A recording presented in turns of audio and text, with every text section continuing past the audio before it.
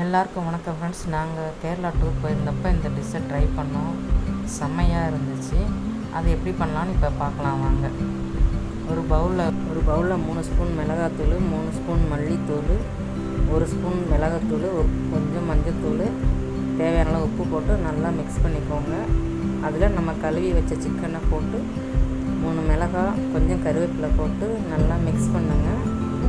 எல்லாம் ஒன்றோட ஒன்று கலக்கிற மாதிரி நல்லா மிக்ஸ் பண்ணுங்கள் ஃப்ரெண்ட்ஸ். அப்புறம் அது கூட கொஞ்சம் ஒரு கைப்பிடி அளவு தேங்காய் துருவலை போட்டு அதையும் மிக்ஸ் பண்ணிவிட்டு ஒரு 10 நிமிஷம் வரைக்கும் நல்லா ஊற வச்சுருங்க.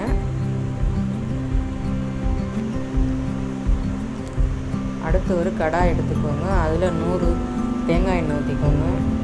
கொஞ்சம் கல்பாசி, கொஞ்சம் சாய் ஜீரா, 3 பச்சை மிளகாய், கொஞ்சம் கருவேப்பிலை போட்டு 3 மீடியம் சைஸ் வெங்காயத்தை கட் பண்ணி வச்சுருக்கோம். அதை போட்டு நல்லா வறுத்துக்கோங்க.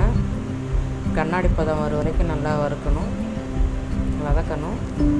அதுக்கப்புறம் 1 ஸ்பூன் இஞ்சி பூண்டு பேஸ்ட்டு போட்டு அதையும் பச்சை வாசனை போகிற வரைக்கும் நல்லா வறுத்துக்கோங்க. அப்புறம் நம்ம மிக்ஸ் பண்ணி வச்ச சிக்கனை போட்டு நல்லா மிக்ஸ் பண்ணி ஒரு 10 நிமிஷம் மூடி போட்டு மீடியம் ஃப்ளேமில் வச்சு வேக விடுங்க. 10 நிமிஷம் கழித்து திறந்து பார்த்திங்கன்னா சிக்கன் நல்லாவே தண்ணி விட்டுருக்கும். இப்போ இந்த சமயத்தில் நம்ம உப்பு சரி பார்த்து தேவையான அளவு கம்மியாக இருந்துச்சுன்னா போட்டு இன்னொரு 10 நிமிஷம் மறுபடியும் மீடியம் ஃப்ளேம்லேயே வச்சு வேக விடுங்க.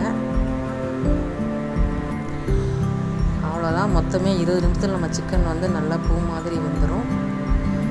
இப்போது பார்த்திங்கன்னா நல்லா கிளறி விடுங்க. தேவையான அளவு கொத்தமல்லியை போட்டு தூவி இறக்கி டேஸ்ட்டு பாருங்கள். செம்மையாக இருக்கும். நீங்களும் ஒரு முறை இதை ட்ரை பண்ணி பாருங்கள்.